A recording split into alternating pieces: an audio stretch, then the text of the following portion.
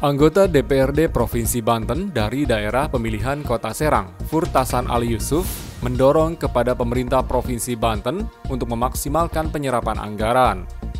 Sebab saat ini sudah memasuki triwulan keempat atau menjelang akhir tahun anggaran 2023, sehingga semua pekerjaan yang sudah dianggarkan harus dapat didorong agar terlaksana. Hal ini ditegaskan Furtasan saat menggelar reses masa persidangan ke-1 tahun sidang 2023-2024 di kediamannya di Taman Geraha Asri, Kecamatan Serang, Kota Serang, Kamis 9 November 2023. Menurut Furtasan, sisa waktu penyerapan anggaran 2023 tinggal 2 bulan lagi. Tetapi realisasi belanja yang dilakukan pemerintah Provinsi Banten saat ini masih tergolong rendah.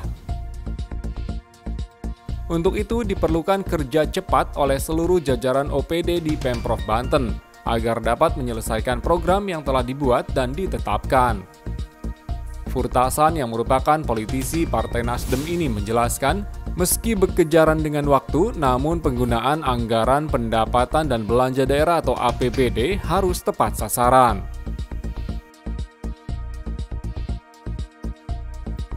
Jangan sampai anggaran tersebut digunakan untuk kegiatan yang tidak produktif, hanya demi mengejar daya serap.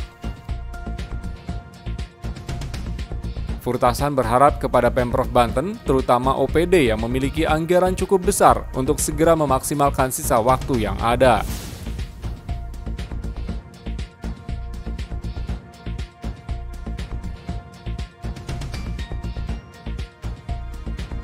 Terkait kegiatan reses tersebut, lanjut Furtasan, dirinya masih terus menerima berbagai aspirasi yang disampaikan masyarakat, terutama seputar permintaan pembangunan sarana dan prasarana infrastruktur, pinjaman modal usaha, dan kegiatan keagamaan. Anggota Komisi 5 DPRD Banten ini berjanji akan mengakomodir dan memperjuangkan masukan serta saran dari masyarakat agar dapat direalisasikan melalui program di OPD terkait sesuai bidang permasalahannya. Ya, alhamdulillah hari ini kita sudah bisa melaksanakan kegiatan reses yang sudah dijadwalkan. Ini meliputi perwakilan beberapa kelurahan ya dari satu kecamatan Wanataka. Dari hasil reses tadi ada beberapa aspirasi ya. Di antaranya adalah ya permintaan-permintaan seperti biasa itu, ada bangku, ada marawis, lalu juga ada gerobak sampah. Memang itu beberapa aspirasi yang belum terrealisasikan dan insya Allah segera ini akan direalisasikan ya. Nah, ada juga yang sifatnya masukan dan saran terkait masalah pinjol dan juga BI checking. Harapannya memang itu adalah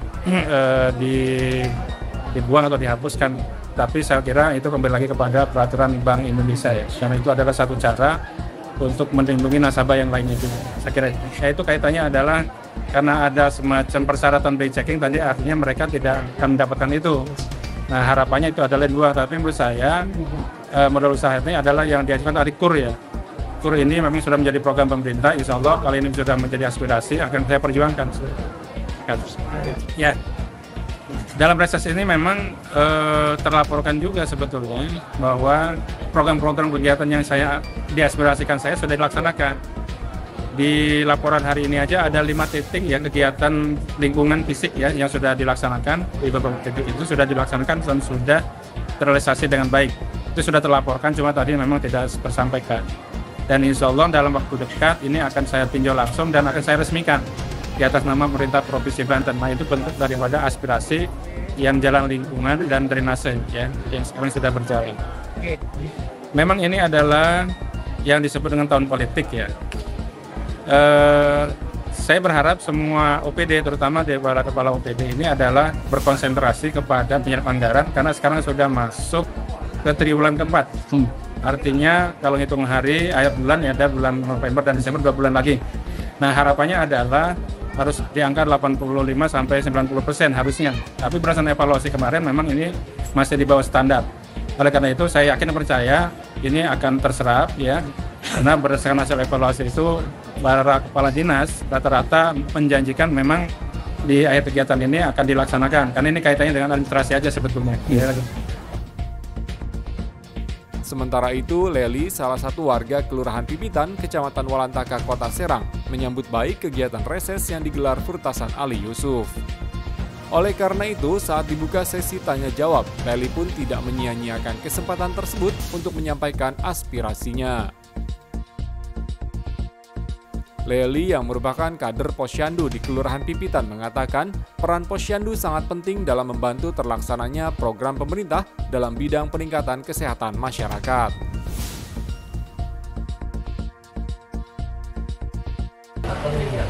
Perkenalkan, nama saya Leli dari Pipitan, dari Kecamatan Walantaka. Saya kader Posyandu, Pak. Nah, sebenarnya saya tadi tidak akan ikut menyampaikan aspirasi, tapi di awal tadi Ibu Porcam menyampaikan silakan untuk menyampaikan aspirasi. Jadi gini Pak, saya hanya mengingatkan saja Bapak pernah punya janji ke kader Posyandu Pagar Agung yang dulu Bapak mengasih meja sama kursi, sampai sekarang belum terrealisasi. Dan benar Pak, waktu itu di Pagar Agung saya yang mengusulkan untuk meja dan kursi untuk Posyandu yang ada di Pagar Agung, belum terrealisasi. Waktu pertemuan reses di Pipitan di Taman Kreatif kalau nggak salah, saya juga menyampaikan, Bapak, saya mengingatkan kembali, karena saya juga kan Pak Lurahnya nanyain, Pak Ibu Kader juga nanyain. Nah setelah itu kan Bapak begini, silakan Bu Leli koordinasi dengan Ibu Ida yang dari Pagar Agung. Tuh Pak, itu. Nah setelah saya ngobrol-ngobrol dengan Bu Ida, ternyata beliau ngomong harus mengajukan proposal. Sedangkan waktu itu Bapak ngomongnya tidak ada proposal. Waktu itu saya ngadarnya ke Bapak, ke Pak Lurah, ada semua, ada stakeholder juga. Pak Lurah butuh berapa?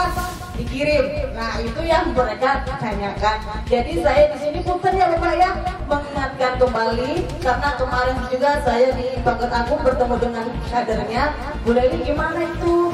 Kata saya, terus kan Pak Lurahnya juga ketemu lagi, Bu gimana itu Pak Haji, kok belum nyampe-nyampe? Katanya gitu kan, beda sama kursinya. Gitu. Oleh karena itu, Leli berharap agar pemerintah Provinsi Banten dapat memperhatikan keberadaan Posyandu yang ada di daerah. Salah satunya dengan memberi dukungan program pembangunan, mulai dari peningkatan sarana dan prasarana, kesejahteraan kader, dan peningkatan sumber daya manusianya.